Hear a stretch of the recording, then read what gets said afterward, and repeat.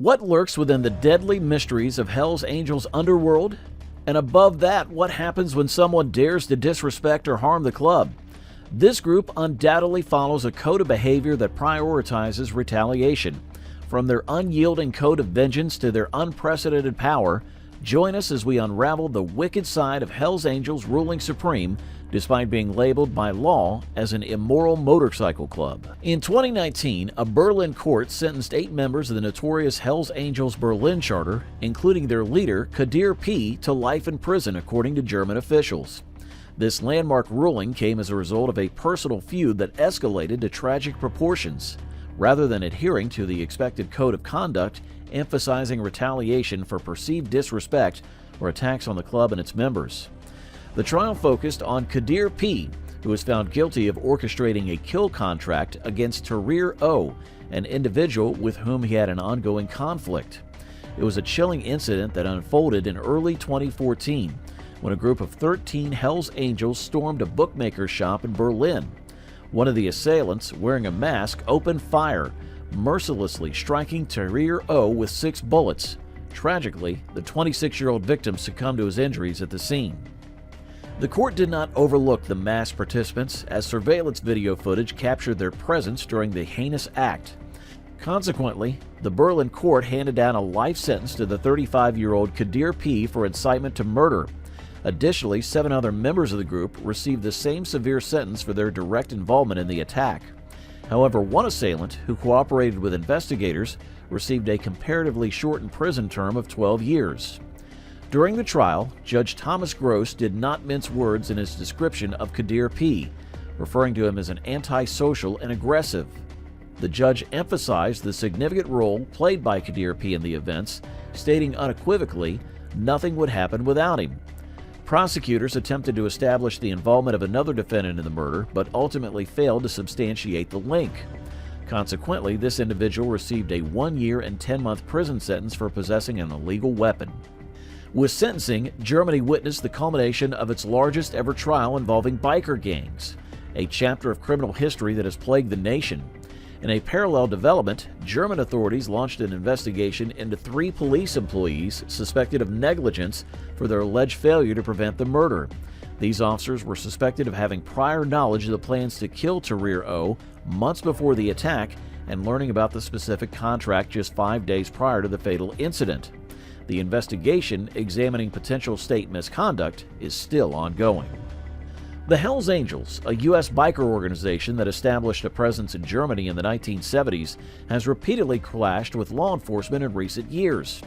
Authorities argue that the group often operates as a front for criminal activities. In a previous case earlier this year, a Leipzig court sentenced 4 members of the Hells Angels for murder, while another murder trial is currently underway in Cologne, keeping the spotlight on the activities of this notorious motorcycle gang. 59-year-old David Crawford, who was a member of Hells Angels, was riding his motorcycle on the St. Budeaux Slip Road by the A38 in Plymouth, Devon, when he was spotted by 3 individuals associated with the International Bandidos Motorcycle Club. Former British servicemen Benjamin Perry, Thomas Pauley, and Chad Brading were found guilty of manslaughter by a jury in the Plymouth Crown Court. The court heard that Crawford, a member of the Red Chiefs Bike Club affiliated with the Hells Angels, was wearing his badges and insignia on a rival patch at the time of the incident, which was considered a serious breach of etiquette. Prosecutor Paul Calvin K.C. informed the jury that the trio had been working together and intentionally targeted Crawford. According to the evidence presented, Pauley and Brading allegedly stopped Crawford on the slip road using a black Mercedes car, after which Perry's van struck him from behind at high speed, resulting in his tragic death. Dashcam footage from Perry's van, described as brutal, captured the collision, showing Crawford being thrown into the air and subsequently trapped under the van. The van continued down the slip road onto the A38 and only dislodged the body when Perry turned off onto the next slip road at Devonport. Despite the efforts of a passing female paramedic and other drivers, Crawford, a grandfather, succumbed to his injuries at the scene. Motorists who came across the damaged bike initially alerted the police. Officers were dispatched to the location where they found marks on the road from Crawford's crash helmet, leading them to his body. The officers discovered that the number plate of the van had come off, which led them to Perry's home address. Less than 2 hours later, Perry was arrested on suspicion of causing death by dangerous driving and was later rearrested on suspicion of murder. During his police interview, Perry, a former member of the Royal Engineers and currently a jet vacuum engineer, claimed that he did not intend to knock the motorcyclist off his bike or cause him any harm. He stated that his intention was merely to bump the back of the bike, and when he realized he had knocked Crawford off, he panicked and drove away. However, towards the end of the trial, Perry admitted to the manslaughter charge, which the prosecution rejected. The jury ultimately convicted Perry of manslaughter. Following the collision, the Mercedes carrying Paulie and Brading quickly fled the scene. Paulie, the road captain of the Banditos chapter, was later discovered hiding in the loft of his home. He had attempted to conceal his mobile phone behind a water tank, and shredded items of his Banditos Club clothing were found as well.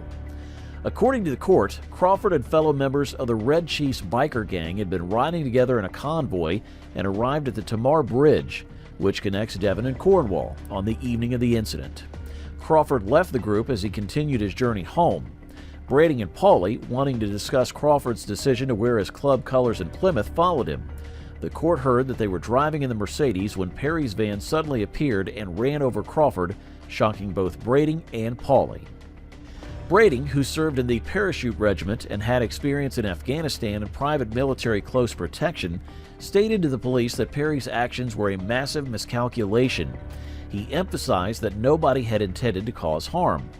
Paulie, a former Royal Navy sailor, referred to Perry as a reckless individual who had made yet another mistake. Perry was acquitted of the murder charge by the jury and convicted of manslaughter. The two other defendants, Brading and Paulie, were also convicted of the alternative charge of manslaughter.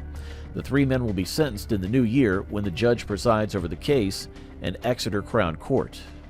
In Hamburg, Germany, a shocking event happened when Danny A., a member of the infamous Hells Angels biker club, was reportedly shot by his friend Harry F. The killing, which happened in front of Danny A.'s son, made the crime even more violent. To make matters worse, the suspected gunman, Harry F., turned the pistol on himself after completing the horrible deed. The Hells Angels follow a strong code of conduct in reaction to any perceived disrespect or attack on the group or its members. Retaliation is frequently viewed as necessary by members who are motivated by concepts of pride and honor. However, there is no sign of Hells Angels vengeance in this case because the issue appeared to be personal.